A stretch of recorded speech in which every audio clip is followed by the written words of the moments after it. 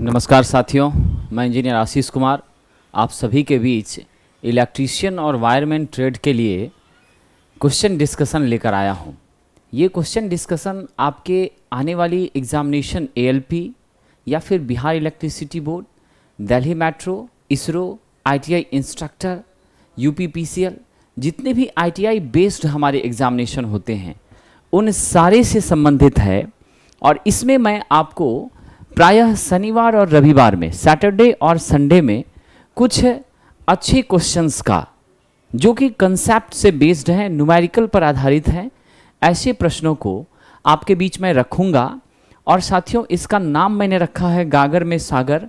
मतलब इस सेशन को आप अगर रेगुलरली हमारे साथ जुड़कर देखते हैं तो आपकी बहुत सारी डाउट्स जो हैं वो ख़त्म हो जाएंगी, वो क्लियर हो जाएंगी। और साथियों, ये एक सुनहरा मौका होगा आपके लिए, जिसके माध्यम से चाहे आप इलेक्ट्रीशियन से हैं या वायरमैन से हैं, अदरवाइज हमारे डिप्लोमा वाले साथियों के लिए भी काफ़ी मददगार होगा अगर आप एएलपी का सपना लेकर चलते हैं। तो ऐसे सारे सेशन के लिए मैं आपके बीच आता रहूँगा और टॉपिक वाइज कुछ क्वेश्चंस का कलेक्शन आपके बीच रखूँगा जो आपको बहुत मदद देगी। और फिर ऐसा है साथियों कि हमारी बैचेज जो हैं प्लेटफॉर्म में वो आपकी रोटेशन बेसिस पे आती रहती हैं। अभी मंडे से हमारी नई बैच है जो ट्रांसफार्मर से शुरू हो रही है, तो आप हमसे जुड़ सकते हैं। या फिर हमारी ऑनलाइन भी टेस्ट सीरीज चलती हैं, द प्लेटफॉर्म ऐप के माध्यम से आप उससे जुड़ सकते हैं टॉपिक वाइज। और फिर हमारी ऑफलाइन टेस्ट सीरीज भी चलती है, वो भी आप द प्लेटफॉर्म इंस्टीट्यूट मुसल्लपुर हाट पटना से हमसे जुड़ सकते हैं।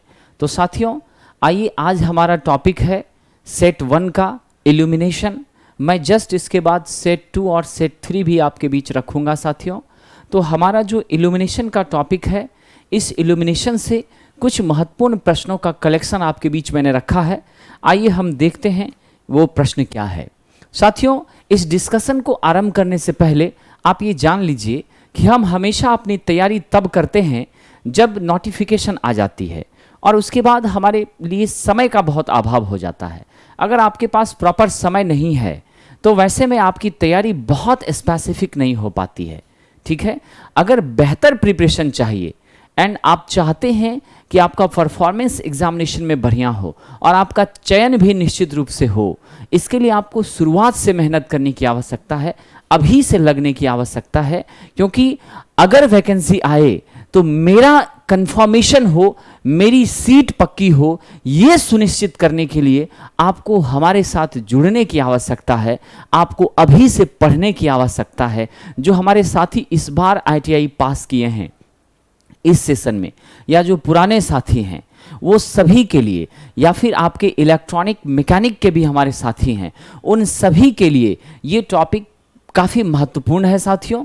तो आइए हम ये पहले प्रश्न को देखते हैं। हमारा पहला प्रश्न है साहब, 230 वोल्ट का लैंप 1000 लक्स, 230 वोल्ट का लैंप 1000 लक्स की प्रदीप्ति देता है। लैंप का MSCP क्या है? सबसे पहले आप क्वेश्चन को सॉल्व करने से पहले आप देखेंगे हमारी वोल्टेज का मान कितना दिया है। ये है 230 वोल्ट। सबसे पहले दी गई डाटा को हम डेवलप करेंगे, कैलकुलेट करेंगे, उसको नोटिफाई करेंगे कि क्या है। और ये प्रश्न आपको बिहार इलेक्ट्रिसिटी बोर्ड में 27 तारीख के एग्जामिनेशन में पूछा गया था। Line operator, switch board operator, assistant operator, ASO, ये सभी के पद के लिए आपकी ये स्विच गियर ऑपरेटर, ये सब के लिए ये फॉर्म था जो कि वैकेंसी संभावित है साथियों। और उसका ये प्रश्न है, सबसे पहला काम है आपके वोल्टेज दिए गए क्वांटिटी को डिटरमाइन करना। उसके बाद कौन सी क्वांटिटी निकालनी है उसके बारे में डिटरमाइन करना, उसको पता करना, उसको खोजना, और कौन सा फॉर्मूला उसके लिए यूज होगा वो भी देखना। साथियों, आपकी V इक्वल टू वोल्टेज है आपकी 230 वोल्ट, आपको प्रदीप्ति दी गई है, यानी कि आपको कुल फ्लक्स का मान दिया गया है, यानी कि आपको कुल ल्यूमिनस फ्लक्स, कुल प्रदीप्ति फ्लक्स यानी टोटल ल्यूमिनस फ्लक्स, ये दिया है साथियों 1000 लक्स। आप जानते हैं प्रदीप्ति जो है यानी फ्लक्स, उसे हम किस में व्यक्त कर रहे हैं, यहाँ पर लक्स में व्यक्त कर रहे हैं। ठीक है साथियों, अब आपको पूछा है MSCP। MSCP, ये MSCP क्या होता है? MSCP जो होती है इसका पूरा नाम होता है मीन स्फेरिकल कैंडल पावर। क्या होती है? Mean spherical candle power. ठीक है, तो यानी आपके सपोज कर लीजिए आपका ये कमरा है, इस कमरे में आपका हॉरिजेंटल यानी क्षैतिज सतह है, आपका वर्टिकल यानी आपकी ऊर्ध्वाधर सतह है, फिर आपका अपर लेयर है, दायां बायां सभी साइड आपके कमरे के चारों तरफ। ठीक है, आपके कमरे के चारों तरफ ऊपर नीचे दाएं बाएं सारी जगहों पर जो हमारी इल्यूमिनेशन हो रही है, जो प्रकाश फैल रही है, उस प्रकाश की वजह से उस स्फेरिकल सरफेस में जो औसत कैंडल पावर है, एवरेज कैंडल पावर है, उसी को हम क्या कहते हैं? MSCP कहते हैं। तो ये स्फेरिकल अगर सरफेस है तो साथियों स्फेरिकल सरफेस के लिए आप ये याद रखिए, आपकी सॉलिड एंगल का क्या मान होता है? इसको ओमेगा से सूचित करते हैं। आपकी ठोस कोण यानी सॉलिड एंगल, और ओमेगा का मान कितना होता है? 4 पाई होता है। How much the magnitude of omega? That is 4 pi. Okay, अब यहां से आइए, हमारी फॉर्मूला हमारा क्या है साथियों? MSCP का मान होता है MSCP इक्वल टू कुल फ्लक्स। क्या होता है? कुल फ्लक्स बाय ओमेगा। इसी को मैं लिखूं कुल फ्लक्स बाय ओमेगा की जगह पे मैं 4 पाई लिख दूं, क्योंकि आपकी कैसी सरफेस है? स्फेरिकल। ठीक है, तो हम कुल फ्लक्स बाय 4 पाई हमने लिख दिया। कुल फ्लक्स देखिए कितना दिया हुआ है, कुल फ्लक्स आपका 1000 है, 1000 बाय 4 पाई हमने कर दिया। इसको जब सिंप्लीफाई करते हैं तो what will be the magnitude? Magnitude आती है 79.92। कितनी आती है? 79.92। और इसे हम क्या मान सकते हैं? 80। ये क्या है आपकी? अगर इसका राउंड ऑफ करते हैं तो निश्चित रूप से क्या मिलती है? 80 मिलती है। और MSCP का SI मात्रक याद रख लीजिएगा, क्या होता है? आपका ल्यूमेन प्रति स्टेरेडियन। क्या होती है? ल्यूमेन प्रति स्टेरेडियन। तो आपका सही उत्तर क्या हो जाएगा? ऑप्शन नंबर ए यानी 80। ठीक है साहब, तो चलिए हम अपने अगले प्रश्न की तरफ बढ़ते हैं। हमारा अगला प्रश्न देखिए क्या है साथियों। अगला प्रश्न कहता है, ये भी बिहार इलेक्ट्रिसिटी बोर्ड में पूछा है इल्यूमिनेशन चैप्टर से। ये है इल्यूमिनेशन इंजीनियरिंग में परावर्तन कारक यानी रिफ्लेक्शन फैक्टर क्या होती है? Reflection factor in illumination engineering is defined as. साथियों सबसे पहले आइए लॉ ऑफ रिफ्लेक्शन को आप समझिए। लॉ ऑफ रिफ्लेक्शन यानी आपके परावर्तन का नियम, ये क्या कहता है? ये कहता है सपोज ये आपकी क्या है? एक सरफेस है, सतह है, समझ गए, जो कि रिफ्लेक्टिंग सरफेस है। इस सतह पर अगर प्रकाश पड़ेगी तो प्रकाश वापस क्या होगी? लौट जाएगी, रिफ्लेक्ट कर जाएगी। अब यहां पर ध्यान दीजिए कि हमारी क्या है? लाइट इंसिडेंट हो रही है, आपतित हो रही है। तो ये आपकी है इंसिडेंट रे। क्या है साथियों? इंसिडेंट रे, आपतित किरण। यहां से आपकी फिर प्रकाश क्या हो गई? परावर्तित हो गई, यानी ये आपकी रिफ्लेक्टेड रे। क्या है साथियों? Reflected ray. और ये जो बिंदु है जहां पर इंसिडेंट रे और रिफ्लेक्टेड रे दोनों मिल रही है, उसे हम नॉर्मल कहते हैं। क्या कहते हैं? नॉर्मल, यानी अभिलंब कहते हैं। क्या कहते हैं साथियों? अभिलंब कहते हैं। ठीक है, तो देखिए साहब, आपको मालूम है आपतित किरण, ये नियम क्या कहता है? Angle of incidence must be equal to angle of reflection, यानी आपका आपतन कोण और परावर्तन कोण आपस में बराबर होगा, और आपकी आपतित किरण, परावर्तित किरण और अभिलंब तीनों एक ही तल में होंगे। तो जो हमारी लॉ ने कहा था वो यहां से आइडेंटिफाई हो गया, यानी लॉ ऑफ रिफ्लेक्शन के आधार पर theta i must be equal to क्या होगा? थीटा आर होगा। और आपकी reflected ray, incident ray and आपकी नॉर्मल, ये सब एक ही प्लेन पे लाई करेगी, जो कि यहां हो रहा है। क्लियर? अब आइए, आप जानते हैं कोई भी रिफ्लेक्टिंग सरफेस होता है 100% लाइट को रिफ्लेक्ट नहीं करता है, कुछ ना कुछ उसका हिस्सा आपका क्या होता है साथियों, एब्जॉर्ब होता है, अवशोषित होता है। इसलिए आपतित किरणों की मान थोड़ी ज्यादा होती है और रिफ्लेक्टेड की मान थोड़ी कम हो जाती है। तो हमारा जो क्वेश्चन है वो है आपका रिफ्लेक्शन फैक्टर क्या होता है ना? रिफ्लेक्शन फैक्टर क्या होता है साथियों? याद रखिएगा, रिफ्लेक्शन फैक्टर जो होता है वो परावर्तित प्रकाश और आपतित प्रकाश का अनुपात होता है। यानी यहां पर हम लिखेंगे परावर्तित प्रकाश बटा आपतित प्रकाश, परावर्तित प्रकाश बटा आपतित प्रकाश। यानी साथियों आपकी reflected ray bye incident ray, यानी reflected light by incident light, तो क्या होगी साथियों? आप जानते हैं ना, परावर्तित प्रकाश का मान थोड़ा कम और आपतित का मान थोड़ा ज्यादा होगा। तो स्वाभाविक सी बात है साहब, इसका मान हमेशा क्या होगा? इसका मान सदैव लेस देन 1 होगा। आप हमेशा याद रखिएगा, रिफ्लेक्टिंग फैक्टर RF का मान, रिफ्लेक्शन फैक्टर RF का मान सदैव, RF का मान सदैव 1 से कम होता है, सदैव 1 से कम होता है। ठीक है? जनरली कितना होता है? जब 1 से कम होता है तो इसका मान जनरली 0.6 से 0.8 के बीच होता है। How much will be the magnitude of reflection factor? The magnitude of reflection factor will be belongs to 0.6 to 0.8। कितना से कितना साथियों?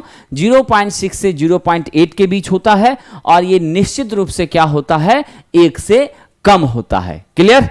मैं बोर्ड से थोड़ा हट गया हूं ताकि आप अगर स्क्रीनशॉट लेना चाहें तो अच्छे से ले सकें, और अगर आप लिखना भी चाहें तो आप आराम से इसे नोट कर सके। चलिए साथियों, अब हम अगले प्रश्न की तरफ बढ़ते हैं। हमारा अगला प्रश्न है, इल्यूमिनेंस या प्रदीपन की इकाई क्या है ना?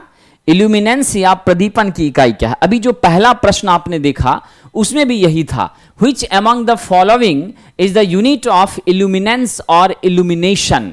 क्या है यूनिट? साथियों सबसे पहले जरा हम समझते हैं ये इल्यूमिनेंस या इल्यूमिनेशन क्या होती है।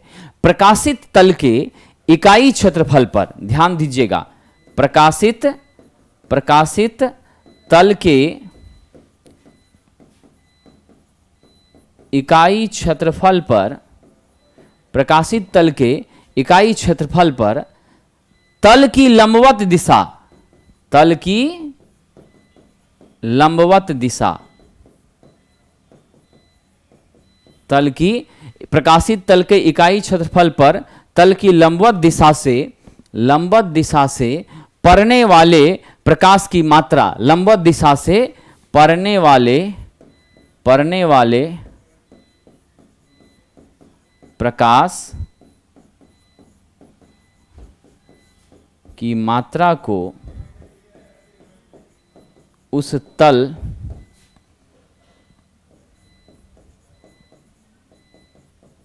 पर प्रदीप्ति कहते हैं। क्या कहते हैं? उस तल पर प्रदीप्ति या उस तल की प्रदीप्ति कहते हैं। प्रकाशित तल के इकाई क्षेत्रफल पर तल की लंबवत दिशा से, उसके बिल्कुल परपेंडिकुलर से जो लाइट पड़ती है उसी की मात्रा को क्या कहते हैं? प्रदीप्ति कहते हैं। जीवन भर याद रखिएगा, प्रदीप्ति किसके कारण है?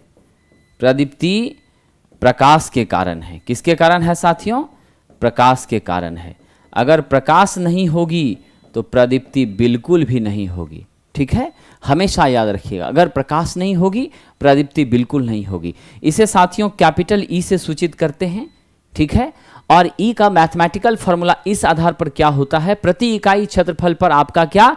इल्यूमिनेशन यानी लुमिनेंस यानी आपकी फ्लक्स, जो ई बराबर हम लिखते हैं एफ बाई ई बराबर एफ बाई ए, जहां एफ आपकी क्या है? प्रदीप्ति फ्लक्स है। ठीक है, और ए आपकी क्या है? क्षेत्रफल है साथियों। ठीक है, तो आइए जरा हम इसको समझते हैं। आपको इसका क्या मात्रक हो जाएगा? फ्लक्स का यूनिट होता है ल्यूमेन। क्या होता है? ल्यूमेन। और क्षेत्रफल का मीटर स्क्वायर। तो ल्यूमेन प्रति मीटर स्क्वायर। एक आपका क्या इसका मात्रक मिला? ल्यूमेन प्रति मीटर स्क्वायर। क्या ये कहीं दिया है? नहीं दिया है। अब तो बहुत टेंशन वाली बात है, होगा क्या साथियों? यहीं से आप ये जान लीजिए रिलेशन होता है लक्स बराबर, ठीक है, लक्स बराबर ल्यूमेन प्रति मीटर स्क्वायर। एक लक्स इक्वल टू 1 ल्यूमेन प्रति मीटर स्क्वायर। तो इससे क्लियर हो गया which one is the unit of illuminance. आप क्लियर हो गए साहब कि हमारा यूनिट क्या हो गया? लक्स हो गया। और साथियों इसी लक्स को, इसी को मीटर कैंडल के रूप में भी हम व्यक्त करते हैं। क्या कहते हैं इसे? मीटर कैंडल भी कहा जाता है। तो आपने अभी देखा कि इसका मात्रक, इल्यूमिनेशन का मात्रक ल्यूमेन प्रति मीटर स्क्वायर भी होता है। इसी को हम लक्स कहते हैं क्योंकि एक लक्स बराबर 1 ल्यूमेन प्रति मीटर स्क्वायर होता है। और इसी को आपको क्या कहा जाता है? मीटर कैंडल कहा जाता है। तो आपका जो सही उत्तर है साहब वो क्या हो जाएगा? लक्स हो जाएगा। क्या हो जाएगा? लक्स हो जाएगा। ये भी प्रश्न आपको बिहार इलेक्ट्रिसिटी बोर्ड में इल्यूमिनेशन चैप्टर से आपको पूछा गया था 4 नवंबर 2018 में। अगला प्रश्न है, ये 3 नवंबर 2018 का है। मैंने कहा था कि इल्यूमिनेशन से पूछे गए प्रश्नों के सिलेक्शन करके और चैप्टर के हिसाब से हम आपके बीच रखने जा रहे हैं। प्रश्न है, रोशनी को मापने के लिए किसका प्रयोग होता है? Which among the following is used for the measurement of light? तो लाइट को कौन मेजर करता है साथियों? आप हमेशा याद रखिएगा, लाइट को मेजर करने का काम करता है दीप्तमापी या फोटोमीटर। क्या करता है? फोटोमीटर। ये साहब एक इलेक्ट्रॉनिक्स डिवाइस होती है। क्या होती है? यह एक इलेक्ट्रॉनिक्स यंत्र होती है। क्या होती है? इलेक्ट्रॉनिक्स यंत्र होती है।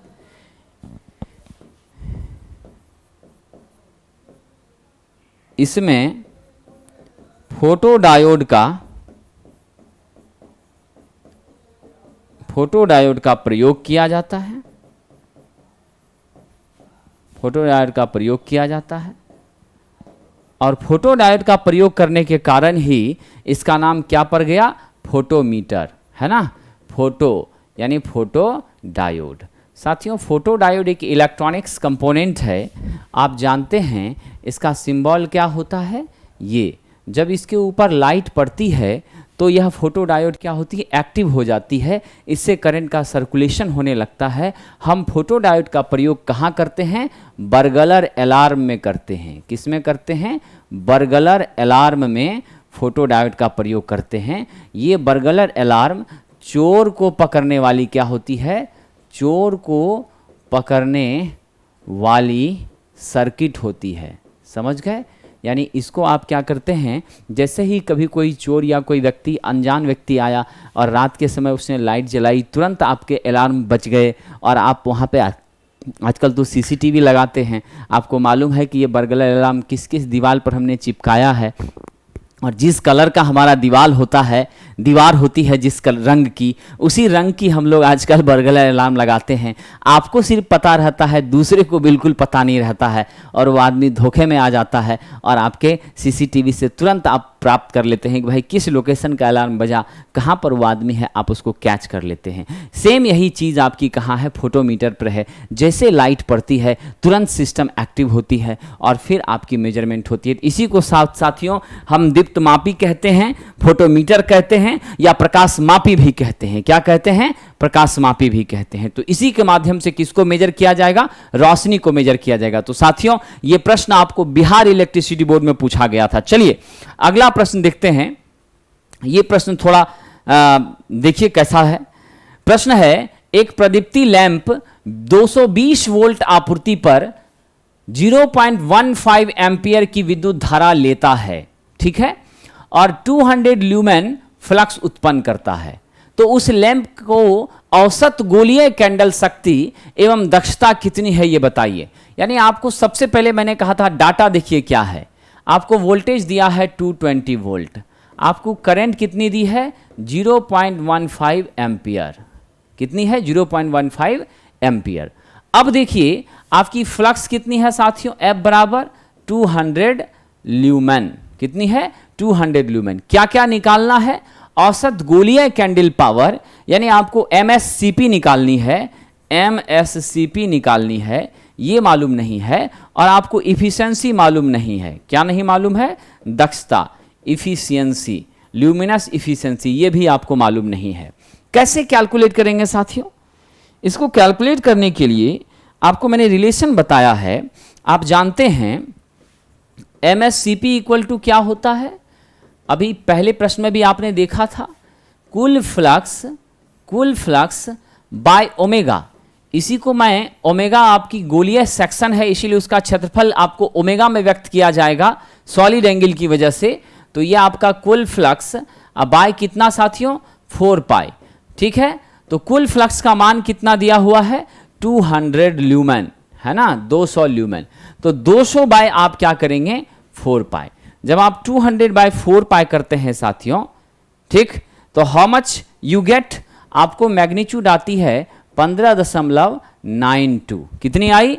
15.92, 15.92। अब ये जो 15.92 आया, ये तो आपको क्या मिल गई? आउटपुट फ्लक्स, यानी आपका टोटल MSCP जो आपके कनेक्ट किए हुए प्रदीप्ति लैंप से आपको प्राप्त होता है। अब आपको क्या कैलकुलेट करना है साथियों? लैंप की क्षमता, यानी लैंप की दक्षता। अब आपको निकालनी है लैंप की दक्षता। लैंप की दक्षता क्या होती है? लैंप की दक्षता होती है, जीवन में याद रखिएगा, किसी भी डिवाइस का, किसी भी सिस्टम की अगर दक्षता पूछी जाती है, एफिशिएंसी पूछी जाती है, उस सिस्टम के द्वारा आउटपुट में जो पावर हमें मिल रहा है बाय इनपुट में जो पावर आप दे रहे हैं, इस दोनों का रेशियो क्या होता है? लैंप की दक्षता होती है। तो साथियों हम इसको इस रूप में व्यक्त करेंगे, output flux, output flux lumen में, आउटपुट फ्लक्स ल्यूमेन में by input electrical power, input electrical power. यहां पर आपको वोल्टेज और करंट दोनों दिया है कि भाई वोल्टेज हमारा 220 है, करंट 0.15 है। तो हम क्या करेंगे? यहां पर सीधा आउटपुट फ्लक्स बाय क्या कर देंगे? आपकी इनपुट इलेक्ट्रिकल पावर। क्या कर देंगे? इनपुट इलेक्ट्रिकल पावर, है ना। तो आइए साहब, आउटपुट फ्लक्स क्या है आपकी? ये आपकी मिली है 15.92। कितनी मिली है साथियों? 15.92 आपका MSCP मिला है। ठीक है, आउटपुट फ्लक्स आपका कितना दिया है प्रश्न से? ये दिया है 200। कितना ल्यूमेन फ्लक्स उत्पन्न हो रहा है? 200। यही है आपका आउटपुट फ्लक्स। तो यहां क्या कीजिएगा? 200 by how much? Input electrical power क्या होता है? V इंटू आई होती है। तो 200 बटा कर दीजिए, वोल्टेज कितना? 220, आई कितनी? 0.15। ठीक है, तो 200 बाय 220 इंटू 0.15, जब इसे सॉल्व करते हैं 6.061 मिलता है, और इसकी यूनिट होती है ल्यूमेन प्रति watt. How much is the unit? Lumen प्रति वाट। हमेशा याद रखिएगा कि आपका यूनिट जो होता है दक्षता की, वो क्या होती है? ल्यूमेन प्रति वाट होती है। ठीक है, क्या होती है साथियों? ल्यूमेन प्रति वाट होती है। चलिए साहब, इस बात का ध्यान रखिए कि हमारा जो है, जब कभी भी हम ऐसे न्यूमेरिकल्स को सॉल्व करें तो सबसे पहले हमें डाटा देख लेनी है कितनी है, फिर हमें देखनी है MSCP, क्या क्या चीज़ें दी गई है, क्या निकालना है, कौन सा फार्मूला किसके लिए सूट करता है, उसे निकालना है। ठीक है, आपको मैं बता दूं MSCP का जो यूनिट होता है वो होता है आपका ल्यूमेन प्रति स्टेरेडियन, क्योंकि हम सॉलिड एंगल को कैसे मापते हैं?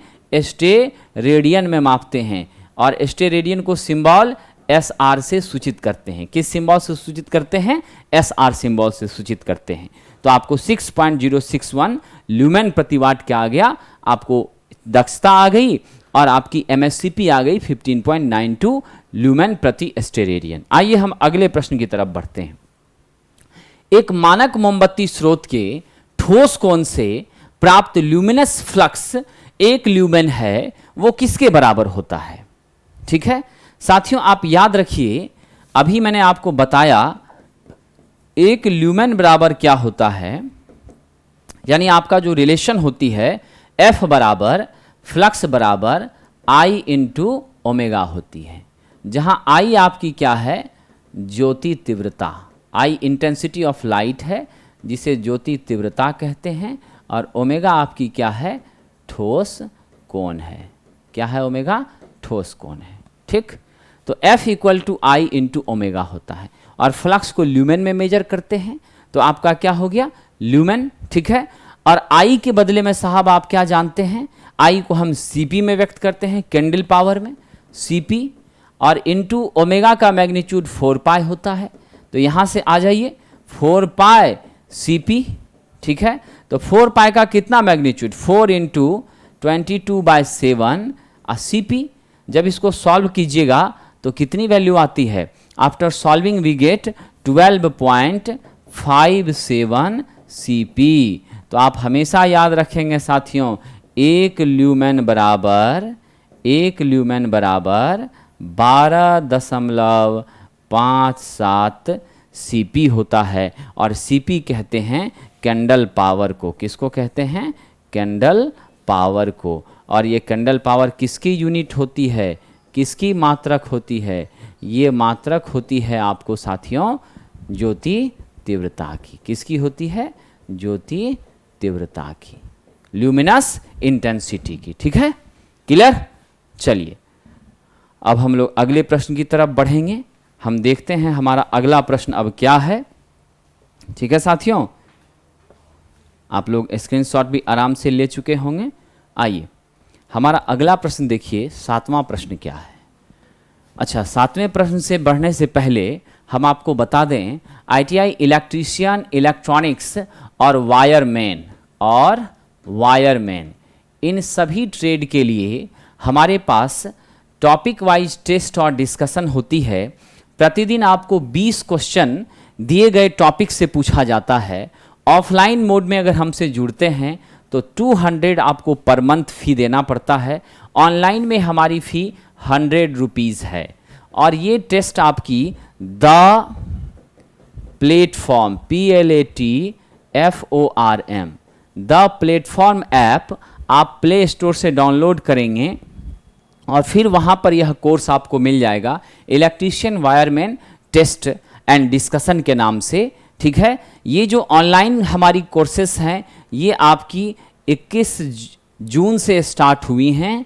ठीक है, और ऑफलाइन चल रही है। इसमें आपका क्या होता है, चैप्टर वाइज टेस्ट होता है। तो अभी इल्यूमिनेशन चैप्टर ऑनलाइन में चल रहा है और अर्थिंग आपकी चल रही है ऑफलाइन में साथियों। ठीक है, एवरीडे ऑनलाइन का टाइम है टेस्ट एंड डिस्कशन का 3 से 4 बजे दोपहर में, और ऑफलाइन का टाइम है शाम के 6 बजे से 7 PM में। और ये टेस्ट मंडे टू फ्राइडे चलती है साथियों, सैटरडे संडे में नहीं होती। यानी एक महीने में आपको 400 क्वेश्चन निश्चित रूप से टॉपिक के डिस्कस होंगे, जिसमें न्यूमेरिकल और जो थोड़े टफेस्ट क्वेश्चन है उसी का सामंजस्य हम बिठाते हैं। आप हमसे जुड़ने के लिए सदैव तत्पर रहते भी हैं और आपका प्यार हमें मिलता भी है। अगर आप बेहतर करना चाहते हैं तो हमसे आप निश्चित रूप से जुड़ सकते हैं। आइए हमारा अगला प्रश्न है, दीप्ति तीव्रता को किस प्रकार परिभाषित किया गया है। यह भी बिहार इलेक्ट्रिसिटी बोर्ड में पूछा गया था साथियों। आपको मैं बता दूं, दीप्ति तीव्रता, ये जो दीप्ति तीव्रता है इसी को क्या कहते हैं, ज्योति तीव्रता कहते हैं। इसी को क्या कहते हैं, ज्योति तीव्रता कहते हैं। और साथियों इसी को प्रदीप्ति तीव्रता कहते हैं। इसी को क्या कहते हैं, प्रदीप्ति तीव्रता कहते हैं। और इसी को साथियों प्रकाश तीव्रता के नाम से भी जाना जाता है, यानी इंटेंसिटी ऑफ लाइट, प्रकाश तीव्रता के नाम से जाना जाता है। इंग्लिश में देखें तो इंटेंसिटी ऑफ लाइट के नाम से जानते हैं। ठीक है, ये क्या होती है इंटेंसिटी ऑफ लाइट साथियों। इंटेंसिटी ऑफ लाइट होती है पर यूनिट स्टेरेडियन में हमारी जो फ्लक्स उत्पन्न होती है उसी को क्या कहते हैं, ज्योति तीव्रता कहते हैं। यानी mathematically I equal to F/ω होता है, जहां I आपकी ज्योति तीव्रता है, I क्या है, ज्योति तीव्रता है, F आपकी क्या है, ज्योति फ्लक्स है, ठीक है, और ओमेगा आपकी क्या है, ठोस कोण है। ओमेगा क्या है, आपकी ठोस कोण है। साथियों अब यहां पर ध्यान दीजिए, ठीक है, इसको आप कैसे लिख सकते हैं, I इक्वल टू आप लिख सकते हैं f/4 क्यों, क्योंकि आपका क्या होता है, ओमेगा का मैग्नीट्यूड 4 होता है ना, तो I इक्वल टू आप लिख सकते हैं f/4। इसका जो मात्रक होता है इसे हम ऐसे व्यक्त करते हैं, एक कैंडेला CD इसका सिंबल होता है, एक कैंडेला CD इक्वल टू होता है 1 ल्यूमेन प्रति स्टेरेडियन। ये स्टेरेडियन आपका ओमेगा की वजह से आया सॉलिड एंगल का, और ल्यूमेन आपकी फ्लक्स के कारण आया। तो एक कैंडेला बराबर क्या होती है, 1 ल्यूमेन प्रति स्टेरेडियन होती है, ठीक है साथियों। और यहीं से एक रिलेशन आप हमेशा याद रखिएगा, एक CP एक कैंडल पावर बराबर क्या होता है, 1 कैंडल पावर बराबर हाउ मच, वाट। अगर मानक बल्ब में ले तो 1 candle power equal to 0.0201, how much, 0.0201 इतनी वाट होती है। क्या होती है, 0.0201। 1 CP इक्वल टू 0.0201 वाट होती है, ठीक है। तो ये आप लोग याद रखेंगे, ठीक है। तो ये था आपको ज्योति तीव्रता, दीप्ति तीव्रता, प्रदीप्ति तीव्रता, प्रकाश तीव्रता और इंटेंसिटी ऑफ लाइट, जिसका मैग्नीट्यूड मैथमेटिकली वाट के समकक्ष कितना होता है, वाट के सापेक्ष 1 CP इक्वल टू 0.0201 होता है। अगला प्रश्न देखते हैं, ल्यूमेन का मान किसके समकक्ष होता है। यह भी प्रश्न आपको Bihar state power holding corporation limited में पूछा था साथियों। एक ल्यूमेन का मान किसके समकक्ष होता है, तो आप जीवन भर याद रखिएगा, एक ल्यूमेन बराबर क्या होती है, 0.0016 वाट। कितनी होती है, 0.0016 वाट। यहां पर देखिए कंफ्यूजन हो सकता है, ये मान होता है एक CP बराबर 0.0201 वाट होती है, ठीक है। 0.016 वाट नहीं होती है, 0.0016 नहीं होती है, रियल वैल्यू क्या होती है, 0.0016। तो यहां पर आपको ये याद रखना है, इसको भूलना नहीं है, नहीं तो आप गलत आंसर टिक कर देंगे, ठीक है। तो हमारा सही उत्तर क्या होगा, option number C, that is 0.0016 watt. Okay साथियों, चलिए अगले प्रश्न की तरफ बढ़ते हैं।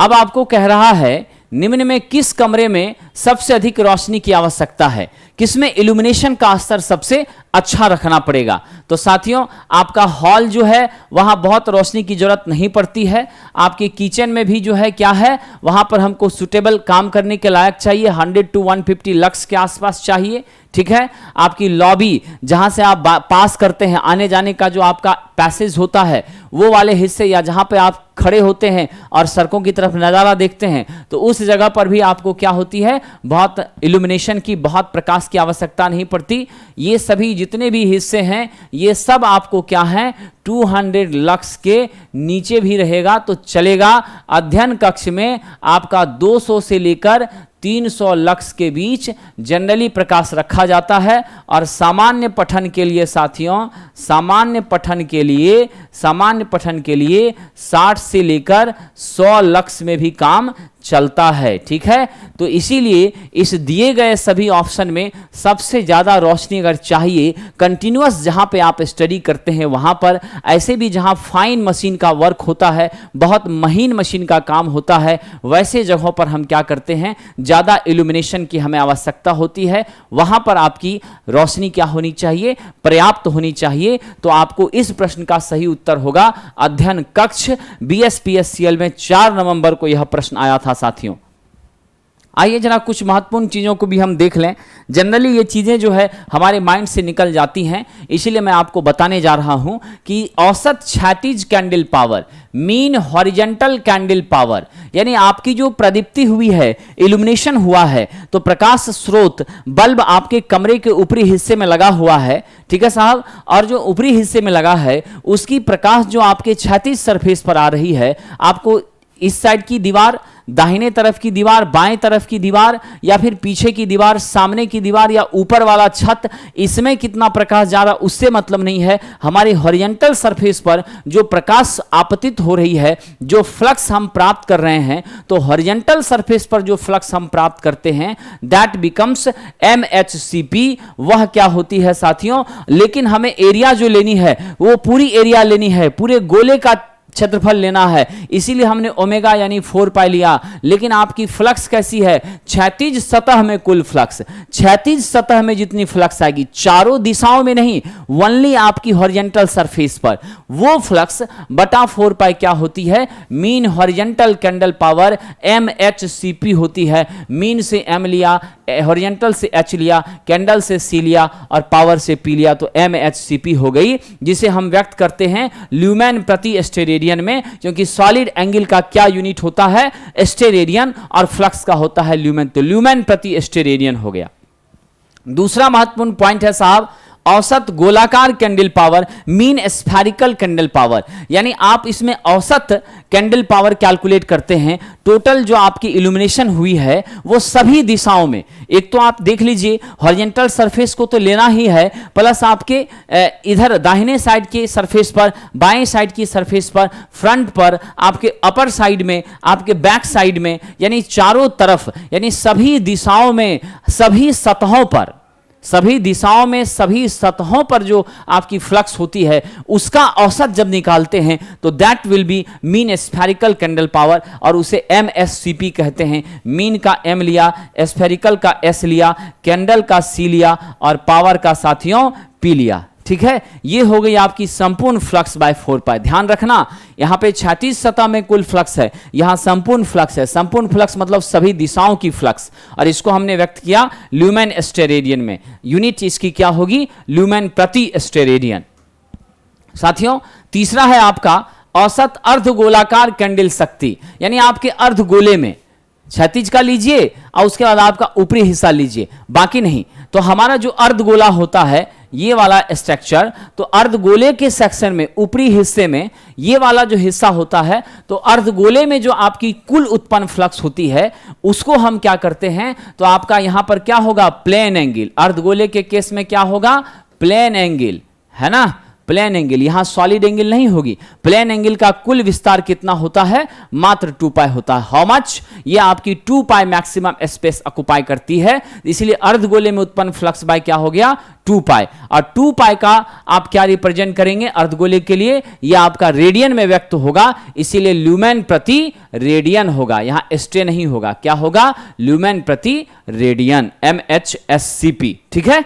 अब यहां से ध्यान दीजिए, आपका रिडक्शन फैक्टर आता है समनयन गुणांक। क्या होता है, समनयन गुणांक, रिडक्शन फैक्टर, ये बहुत इंपॉर्टेंट है साहब। इसका मैग्नीट्यूड क्या है, MSCP बाय MHCP। आप जानते हैं सभी दिशाओं में, सभी तल में फ्लक्स काफी ज्यादा होगी, हॉरिजॉन्टल में जो फ्लक्स होगी वो थोड़ी क्या होगी, कम हो जाएगी। हॉरिजॉन्टल में फ्लक्स होगी वो क्या हो जाएगी, थोड़ी कम हो जाएगी। तो इसीलिए साहब आपका मैक्सिमम वैल्यू यानी रिडक्शन फैक्टर को F से सूचित करते हैं MSCP बाय MHCP। MHCP हमेशा हमेशा याद रखिएगा, MSCP ग्रेटर होती है किससे, MHCP से ग्रेटर होती है, इसीलिए साथियों इसकी वैल्यू भी क्या होती है, ग्रेटर देन 1 होती है। रिडक्शन फैक्टर का मान सदैव क्या होता है, 1 से अधिक होता है। तो आप जीवन भर याद रखिएगा, रिडक्शन फैक्टर का मान सदैव 1 से अधिक होता है, 1 से अधिक होता है, ठीक है, 1 से अधिक होता है। साथियों इलेक्ट्रीशियन के लिए असिस्टेंट लोको पायलट के लिए foundation batch, Bihar state electricity board, UP PCL, DMRC, ISRO, ITI instructor, जितने भी पीएसयू हैं इन सभी के लिए हमारी फाउंडेशन बैच जो है वो आपकी 24 जून से शुरू है और ये बैचेज आपको ऑनलाइन में रोटेशन पर चलती हैं। 999 फी है। रात को लाइव 8 से 9 बजे के बीच आपके सामने मैं मौजूद होता हूं और ऐप है द प्लेटफॉर्म, ऐप है द प्लेटफॉर्म, जिस पर आप हमसे सीधे जुड़ सकते हैं हमारे इलेक्ट्रिशियन के साथ ही। मंडे टू फ्राइडे ये क्लासेस होती है और आप याद रखेंगे 4 से 6 महीने आपको कम से कम मेरे साथ जुड़ना होगा, फिर आपकी कंप्लीट कोर्स हम देंगे with study material, digitally print material देंगे और बहुत ही मेंटेन्ड मटेरियल देंगे, बहुत स्पेसिफिक मटेरियल आपको देंगे। इलेक्ट्रिशियन वायरमैन के लिए आपकी टेस्ट भी हैं जो ऑनलाइन है, वो आपकी चलती हैं साथियों 3 PM से लेकर 4 PM के बीच में ऑनलाइन, और ये 20 क्वेश्चंस होता है, unit wise topic wise test होता है। आपको बता दिया जाता है टॉपिक और उसके लिए 100 रुपीज पर मंथ लगती है, यानी 400 क्वेश्चन आपके बीच होंगे। उसके बाद साथियों इलेक्ट्रिशियन के लिए फाउंडेशन बैच भी हमारी मंडे से यानी 27 से स्टार्ट हो रही है ट्रांसफार्मर की टॉपिक के साथ। ये मंडे टू फ्राइडे आपकी रेगुलर क्लास चलती है 7 PM to 8 PM पटना में द प्लेटफॉर्म में, और आपको ऑफलाइन की फी होगी 3550 रुपीज। ओके साथियों, वायरमैन ट्रेड के लिए भी हमारी क्लासेस ऑफलाइन में 6 से 8 महीने के ड्यूरेशन के लिए आ चुकी हैं और आपको ये भी क्लासेस आपको मंडे से 27 तारीख से आ रही है, और 27 से जो क्लासेस है वो ट्रांसफार्मर स्टार्ट हो रहा है जो हर्ट है आपके इलेक्ट्रिशियन और वायरमैन सेशन का। ठीक है, तो Monday to Friday regular classes evening में 7 to 8 PM 7 से 8 बजे के बीच में है साथियों। ठीक है, और फिर ऑनलाइन में ही आपका वायरमैन का भी बैच है मंडे टू फ्राइडे, उसकी भी फी 999, रात 8 से 9 के बीच लाइव आपके साथ रहूंगा द प्लेटफॉर्म ऐप पर साथियों। ठीक है, और उसके बाद ये सारी आपको वीडियो कैसी लगी और आपने कितना कुछ नया सीखा, ये सब जानने के लिए और आप हमसे बहुत कुछ समझने के लिए, सीखने के लिए और अपने जीवन के लक्ष्य को पाने के लिए हमसे जुड़े रहिए। बहुत बहुत धन्यवाद।